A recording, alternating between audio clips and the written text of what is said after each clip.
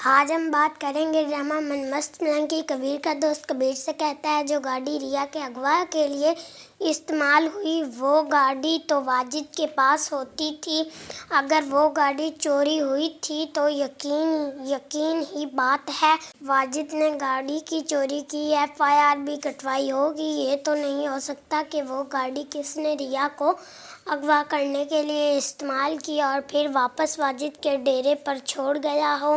یہ سن کر کبیر کہتا ہے تو تم یہ معلوم کرو کیا گاڑی اب بھی واجد کے پاس ہے، اور اگر گاڑی چوری ہوئی تھی تو اس کی FIR بھی کٹوائی ہو گئی تھی۔ دوسری طرف ریا کی بہن اسما بہت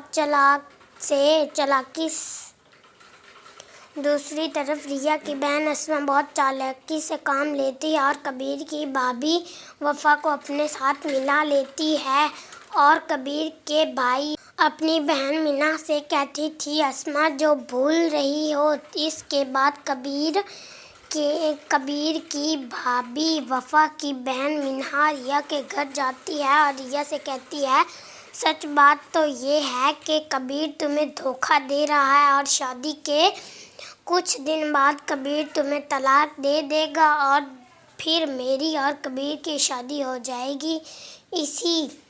اسی لیے کبیر کی والدہ نے مجھے اپنے گھر پر رکھا ہوا ہے اور یہ سب کبیر اپنی والدہ کے کہنے پر کر رہا ہے۔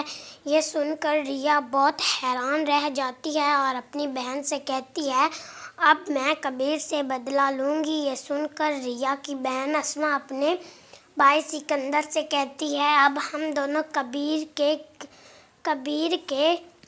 گھر جائیں گے اور کبیر اور ریا کے رشتے کی بات کریں گے۔ یہ سن کر سکندر کہتا ہے تم پاگل ہو گئی ہو۔ یہ سن کر اسما کہتی ہے کبیر کی والدہ کبھی بھی اس شادی کے لیے راضی نہیں ہوں گی اور کبیر اپنی والدہ اور بھائی سے ناراض ہو جائے گا اور کبیر گھر چھوڑ دے گا۔ یہ سن کر کبیر کے گھر جاتے ہیں اور کہتے ہیں ہم چاہتے ہیں کبیر اور ریا کی شادی ہو جائے اور ہم نے کبیر کو اپنے والد کا قتل بھی معاف کر دیا ہے اور اب دونوں گھر ایک ہو جاتے ہیں۔ یہ سن کر کبیر کی والدہ کہتی ہے میں کسی بھی قیمت پر تمہاری بہن کو اپنی بہن نہیں بناؤں گی۔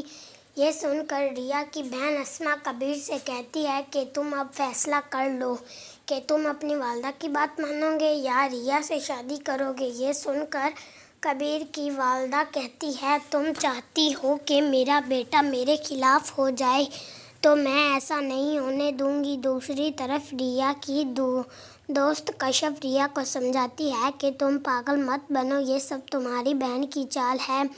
کبیر تم سے سچی محبت کرتا ہے اور کبیر نے تم سے بدلہ لینا ہوتا تو وہ تمہیں اغوا کر لیتا تو تمہارا بھائی پوری زندگی تمہیں تلاش نہ کر سکتا۔ دوسری طرف واجد اپنے خاص آدمی سے کہتا ہے اب وقت آ گیا ہے کہ میں کبیر اور سکندر کی فیملی سے اپنی بے عزتی کا بدلہ لے لوں، اس لیے اب ہم ریا کو اغوا کر لیں گے اور الزام کبیر کی والدہ اور بھائی مبین پر آئیں گے اور کبیر اپنی فیملی کے خلاف ہو جائے گا اور پھر سکندر مجبور ہو کر مبین اور اس کی والدہ سے بدلہ لے گا اور دونوں فیملی برباد ہو جائیں گی۔ آپ کو ہماری ویڈیو اچھی لگے تو لائک اور کمنٹ کریں۔